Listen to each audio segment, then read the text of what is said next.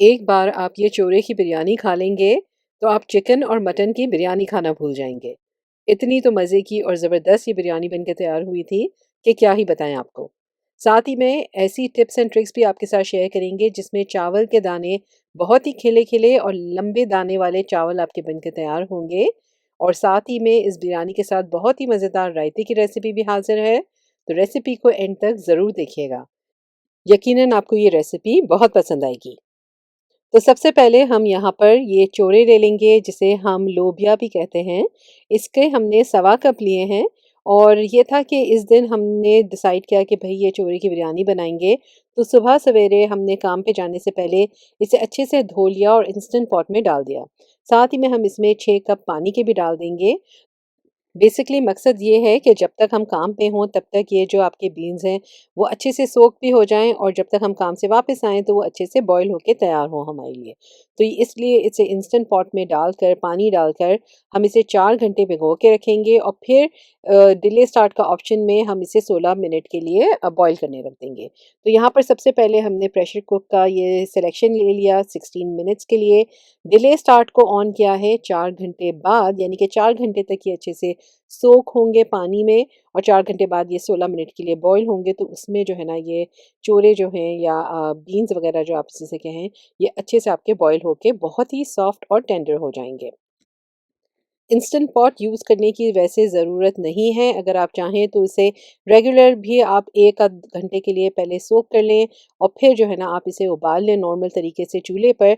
तो जिस तरीके से भी आप चाहें आप इसे बॉईल करके तैयार कर सकते हैं। तो देखिए अब जब तक हम काम से वापस आए थे ये अभी भी थोड़े से वार्म थे और बिल्कुल परफेक्ट ये बॉईल हुए हैं, मतलब इतने सॉफ्ट और इतने टेंडर कि इसमें बिल्कुल भी कोई कसर बाकी नहीं है। तो ये जो हैं आपके बीन्स अच्छे से बॉईल हो चुके हैं। तो अब आते हैं हम अपने दूसरी स्टेप की तरफ। तो यहाँ पर एक बड़ी साइज़ का हमने पतीला ले लिया, इसमें तकरीबन क्वार्टर कप के करीब हमने तेल डाल दिया। एक बड़ी इलायची डाल देंगे, साथ ही में 4 से 5 अदद लौंग आप इसमें डाल दें और 1 टीस्पून ज़ीरा। तो बस वो डाल के आपका तेल जो है वो गरम होना चाहिए, ताकि देखेंगे आप जैसे ही ज़ीरा डालेंगे वो चटपटाने लगेंगे इसमें। और एक बड़ी प्याज़ थी, उसे हमने बारीक इस तरह से चॉप कर लिया था, वो भी पैन में डाल के इसे आप अच्छे से सौटे कर लें। तो बस यहाँ पे हम इसे सौटे करेंगे। प्याज का कलर हल्का-हल्का चेंज होना शुरू हो गया है। 1 टेबलस्पून भर के आपने इसमें लहसुन अदरक का पेस्ट शामिल कर देना है। और बस लहसुन अदरक का पेस्ट यही है कि घर में बना हुआ हो तो बहुत ही ईज़ी हो जाता है कुकिंग करना। 1 टीस्पून इसमें हमने डाल दी लाल मिर्ची पाउडर, 1 टीस्पून जाएगा इसमें धनिया पाउडर और साथ ही में इसमें हम डाल देंगे तकरीबन 1 टीस्पून के करीब हल्दी पाउडर। तो बस ये आपके सारे सूखे मसाले हो गए और 1.5 चम्मच इसमें आप नमक का डाल दें। बस ये तमाम चीज़ें डाल के इसे एक बार फिर से हम चमचा हिला लेंगे ताकि सारे मसाले अच्छे से इनकॉर्पोरेट हो जाएँ। और इसे बहुत ज़्यादा बस भूनने की ज़रूरत नहीं है, थोड़ा ही अच्छे से बस मिक्स कर लेना है। अब हम इसमें डालेंगे तकरीबन 8 से 10 अदद या मुट्ठी भर के जो भी हो कड़ी पत्ते हैं वो आप इसमें डाल दें। कड़ी पत्ते की भी खुशबू इसमें बहुत ही अच्छी लगती है, बहुत ही ज़बरदस्त उसका फ्लेवर आता है। और 2 बड़े टमाटर को अपने बारीक चॉप कर लेना है। साथ ही में 1 से 2 अदद हरी मिर्चें भी इस तरह से हमने बड़ी-बड़ी चॉप कर ली थी, वो भी हम इसमें डाल देंगे। तमाम चीज़ों को बस अच्छी तरह से मिक्स कर लें और इसमें 1 कप के करीब अब हम पानी डालेंगे। और अब जो है ना आपने इसका ढकना कवर करके इसे इतना पकाना है ताकि टमाटर जो हैं वो आपके अच्छी तरह से गल जाएँ, यानी कि 5 से 7 मिनट के लिए आप इसको दम देंगे और फिर आप इसमें चमचा अच्छे से चलाएँ ताकि टमाटर जो हैं वो इसके बड़े-बड़े पीसेस ना रहें। तो अच्छे से इसकी भुनाई कर लें तो टमाटर भी जो है वो सारी ग्रेवी में अच्छे से यकजान हो जाएँगे। और बस इस तरह से हमने इसे अच्छे से मिक्स कर लिया। ग्रेवी बहुत ही अच्छी, बहुत ही फ्लेवरफुल तैयार हुई है। कड़ी पत्तों की खुशबू इतनी ज़बरदस्त लग रही थी कि क्या ही बताएँ आपको।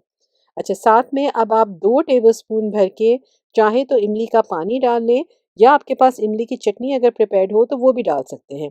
दोनों में से कोई भी चीज़ आप डाल सकते हैं, या तो इमली का पानी डालें या 2 चम्मच भर के इमली की चटनी डाल दें। अब जो उबले हुए हमारे यहाँ पे बीन्स मौजूद थे, वो भी सारे के सारे हम इसमें डाल देंगे और लोबिया को ये है कि हमने पहले से ही बहुत अच्छी तरह से उबाल लिया था, तो इसे मज़ीद बहुत ज़्यादा पकाने की ज़रूरत नहीं है। बस ये है कि अच्छे से मिक्स करने के बाद जो है ना, हम इसे थोड़ी देर दम पे रखेंगे ताकि मसाले का फ्लेवर अच्छी तरह से बीन्स में भी रच बस जाए। तो बस अब इसका ढकना ढक के हम इसे तकरीबन 5 से 7 मिनट के लिए मीडियम लो आंच पर दम पे रख देंगे। यहाँ पर 2.5 कप हमने चावल लिए थे, जिसे हमने अच्छी तरह से धोकर पहले से ही हमने सोक करके रखा हुआ था। तो तकरीबन 15-20 मिनट के लिए या आधे घंटे के लिए आप इसे अच्छे से भिगो के रख दें। फिर उबलते हुए पानी के एक देगचे में आपने चावल डालने हैं और इसे हाई आंच पर सिर्फ 6 मिनट के लिए पकाना है। तो बहुत ज़्यादा नहीं, सिर्फ 6 मिनट के लिए ही पकाएंगे। और जैसा हमारा ये देगची का ढकना है, उसे ढक कर हम इसका सारा पानी जो है वो ड्रेन कर देंगे। और ये देखें, चावल कितने अच्छे खिले-खिले से पक के तैयार हुए हैं, उसका ग्रेन भी कितना लंबा है। तो इससे ज़रूरी है कि चावल को आप लाज़मी पहले भिगो के रखें। कम से कम 20 मिनट या आधा घंटा लाज़मी आपने इसे भिगोना है और इसे बस थोड़ा ही हम उबालेंगे, तो चावल आपके बहुत ही अच्छे और परफेक्ट बन के तैयार होंगे। और एक बार जब उसे हमने इसका गर्म पानी सारा जो छान लिया था, उस पर थोड़ा-सा ठंडा पानी भी छिड़क देंगे ऊपर से। अब ये सारे के सारे चावल जो बीन की हमारी ये ग्रेवी बन के तैयार हुई थी, उसके ऊपर डालकर आपने इस तरह से इसमें पूरा फैला देना है ताकि उसकी एक अच्छी-सी लेयर बन के तैयार हो जाए। तो बस अब चावलों को जब दम लगेगा, तो उसमें जितनी भी कसर बाकी थी, वो सारी की सारी पूरी हो जाएगी। ऊपर से हम थोड़ा-सा ऑरेंज फूड कलर छिड़क देंगे, साथ ही में 2 टेबलस्पून गरम दूध में ज़ाफ़रान डाला था, वो भी डाल देंगे। ढकना बंद करके 5 मिनट आपने हाई आँच पर इसे दम देना है और फिर इसे हम लो आँच कर देंगे और तकरीबन 10 मिनट के लिए चावलों को दम दे देंगे। इतनी देर में हमारे चावलों को दम लग रहा है, हम यहाँ पर रायता तैयार कर लेते हैं। तो एक बोल में आपने 2 से 3 कप दही का लेना है। जितना चाहें आप दही यूज़ कर सकते हैं, हमारे वहाँ दही ज़्यादा पसंद किया जाता है, तो हमने ज़्यादा बनाया था रायता। और इस दही को घर में कैसे जमाना है, इसकी रेसिपी का लिंक भी नीचे डिस्क्रिप्शन बॉक्स में मौजूद है, तो घर में ही दही आप बहुत ही आसानी से जमा सकते हैं। तो दही हमने ले लिया, ये घर का जमा हुआ दही था। और अब जो है हम इसमें एक बारीक कटी हुई हरी मिर्चें डाल देंगे, चाहें तो कम ज़्यादा आप डाल सकते हैं। क्वार्टर कप के करीब आपने बारीक कटा हुआ हरा धनिया डाल देना है। साथ ही में 1 टीस्पून भर के यहाँ पर दरदरा सा कुटा हुआ ज़ीरा है, वो भी डाल दिया। और बस क्वार्टर टीस्पून के करीब आप इसमें नमक डालेंगे। बस तमाम चीज़ों को आप अच्छी तरह से मिक्स कर लें। बहुत ही बेसिक रायता है, लेकिन ये है कि बिरयानी के साथ जो है बहुत ही मज़े का और ज़बरदस्त लगता है, तो इसको ज़रूर बनाएँ। और यहाँ पे देखें, अब हमारे चावलों को भी दम लग चुके हैं, बहुत ही ज़बरदस्त मज़ेदार ये चावल बन के तैयार हुए हैं।